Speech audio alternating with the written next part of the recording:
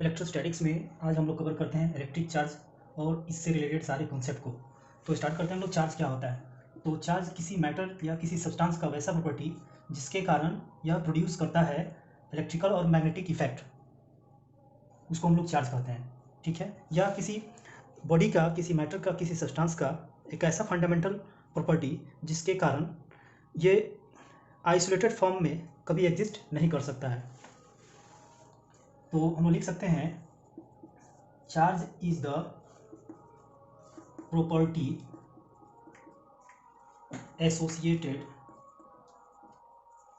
associated with matter due to which it produces and experiences electrical and magnetic effect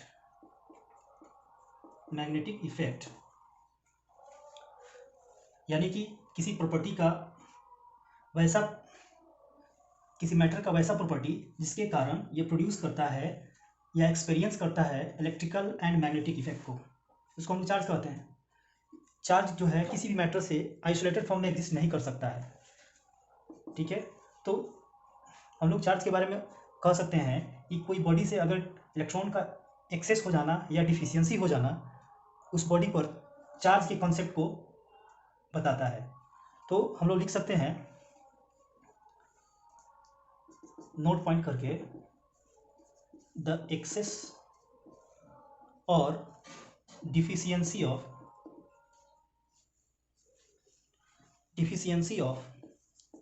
electrons in a body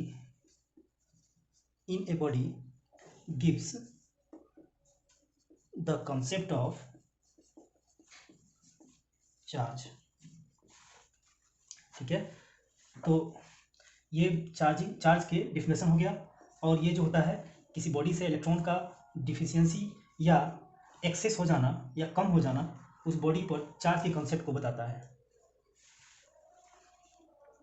यानी हम कह सकते हैं कि अगर कोई बॉडी है, अगर इसमें इलेक्ट्रॉन की संख्या और प्रोटॉन की संख्या अगर इक्वल होता है तो हम कह सकते हैं कि ये अनचार्ज बॉडी होगा। यानी कि इलेक्ट्रॉन इक्वल हो प्रोटॉन की संख्या के तो हम बोलेंगे अनचार्ज बॉडी है ये, इसको हम लोग कहेंगे अनचार्ज बॉडी। लेकिन जैसे ही इलेक्ट्रॉन की संख्या अगर बड़ा हो जाता है या छोटा हो जाता है, मान लीजिए ये इलेक्ट्रॉन है, ये इलेक्ट्रॉन अगर बड़ा होता है प्रोटॉन्स की संख्या से, तो हम कह सकते हैं ये बॉडी जो होगा निगेटिवली चार्ज हो जाएगा। हम लोग कह सकते हैं निगेटिवली चार्ज्ड। और यदि प्रोटॉन की संख्या अगर बड़ा हो जाता है इलेक्ट्रॉन की संख्या से, तो उस स्थिति में प्रोटॉन की संख्या से अगर बड़ा हो जाता है तो हम कहेंगे ये पॉजिटिवली चार्ज हो जाएगा। यानी कि जब इलेक्ट्रॉन कम हो जाएगा तो हम लोग कह सकते हैं कि बॉडी पॉजिटिवली चार्ज होगा, क्योंकि इलेक्ट्रॉन ही ऑर्बिट से बाहर निकलता है या ऑर्बिट में इलेक्ट्रॉन आता है। न्यूक्लियस में प्रोटॉन एग्जिस्ट करता है तो प्रोटॉन न्यूक्लियस से बाहर नहीं निकलता है। तो हम कह सकते हैं इलेक्ट्रॉन या तो कम होगा नहीं तो बढ़ जाएगा। तो अगर कम होता है तो पॉजिटिव चार्ज होगा, यानी प्रोटॉन का इफेक्ट बढ़ जाएगा। अगर इलेक्ट्रॉन की संख्या अगर बढ़ जाता है तो प्रोटॉन का इफेक्ट कम हो जाएगा, यानी पॉजिटिव चार्ज का इफेक्ट कम हो जाएगा। इलेक्ट्रॉन का बढ़ जाने से उस पर निगेटिव इफेक्ट बढ़ जाएगा, यानी कि वो निगेटिवली चार्ज हो जाएगा। अगर दोनों इक्वल हो जाएगा तो बॉडी ऑन चार्ज हो जाएगा। तो ये हमारा चार्ज हो गया। चार्ज से रिलेटेड हर एक क्रिटिकल छोटे छोटे एकदम डेप्थ कॉन्सेप्ट को हम अभी इसको पढ़ेंगे। इसमें ये जो होगा, यानी कह सकते हैं कि ये आपका पॉजिटिवली चार्ज बॉडी। तो आगे बढ़ते हैं इससे आगे। तो हम लोग चार्ज के बारे में जानेंगे। चार्ज, इसमें इसके बारे में सबसे पहले जो चार्ज वर्ड है, ये चार्ज वर्ड ये सबसे पहले किसने दिया? तो वॉज गिवन बाय वर्ड, जो चार्ज वर्ड का इस्तेमाल जो किया गया, word charge was given by Dr. William Gilbert।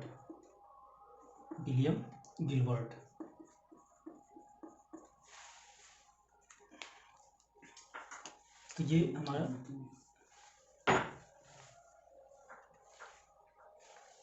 उसके बाद चार्ज का जो दो काइंड्स है, टू काइंड्स, मतलब हम लोग पॉजिटिव और निगेटिव चार्ज, ठीक है। उससे पहले चार्ज के बारे में बताया गया था कि चार्ज जो है, अगर अंबर एक सब्सटेंस पाया गया था, उस अंबर पे कुछ फर वगैरह से रबिंग कराने से अंबर और फर पे जो इफेक्ट प्रोड्यूस हो रहा था, उसका नाम उस समय दिया गया था वाइटेरस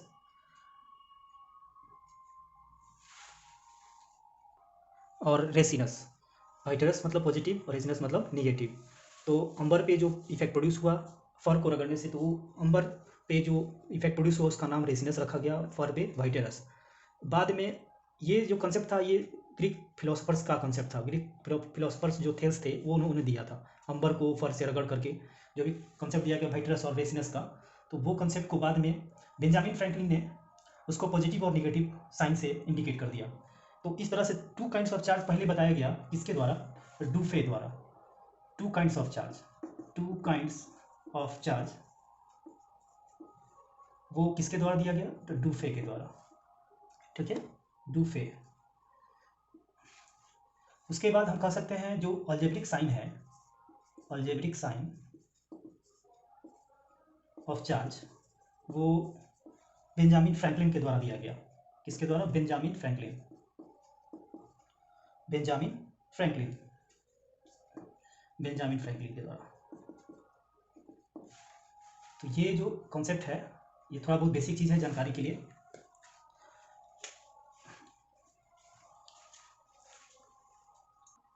इसका यूनिट अगर हम बात करें तो यूनिट इसका हम लोग देखें तो जनरली ये इसका यूनिट जो होता है वो कूलम होता है, ठीक है। लेकिन चार्ज जो होता है डायरेक्ट फिजिकल क्वांटिटी होता है। चार्ज क्या होता है? Direct physical quantity.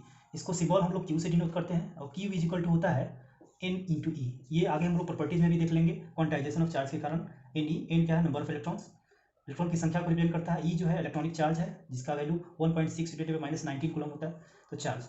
वैसे क्यू बराबर हम लोग लिख सकते हैं फंडामेंटल फिजिकल क्वांटिटी के टर्म में, तो I into T, current into time होता है। तो इस स्थिति में हम लोग जो यूनिट देखेंगे वो यूनिट हमारा हो जाएगा coulomb into ampere into second. इसका यूनिट जो होगा हम लोग लिख सकते हैं ampere, ampere second, ampere second. यानी कि एम्पियर सेकेंड को ही कूलम कहा जाता है। एम्पियर सेकेंड, एम्पियर सेकेंड ही आपका कूलम होता है।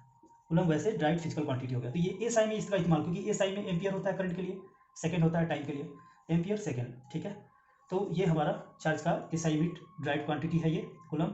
अब इसका जो सी जी एस यूनिट होता है वो हमारा ई एस यू और ई एम यू देख सकते हैं, ठीक है।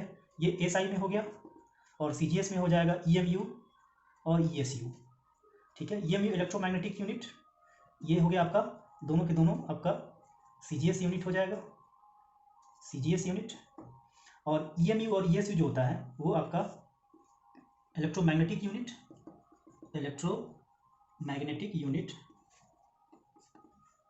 और इसका जो वैल्यू होता है वो हमारा 1 कूलम बराबर, 1 कूलम इज इक्वल टू होता है आपका 3 इंटू 10⁹ ई एम यू है ना। तो ये इसका जो वैल्यू होता है 1/10, 1/10 E M U electrostatic unit, वो हमारा 1 कूलम इज इक्वल टू हो जाएगा, 1 कूलम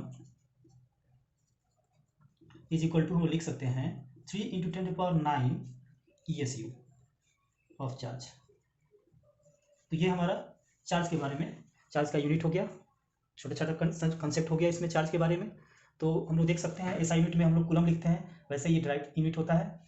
इसका एम्पियर सेकेंड हम लोग लिख सकते हैं, और इसका C G S unit E M U और ई एस यू होता है, ठीक है। E M U electromagnetic unit के लिए होता है, ई एस यू आपका इलेक्ट्रोस्टैटिक यूनिट। तो 1 कूलम इज इक्वल टू होता है 1/10 E M U of charge. इसी को हम लोग बोलते हैं 1/10 A B coulomb, 1/10 A B coulomb, ठीक है।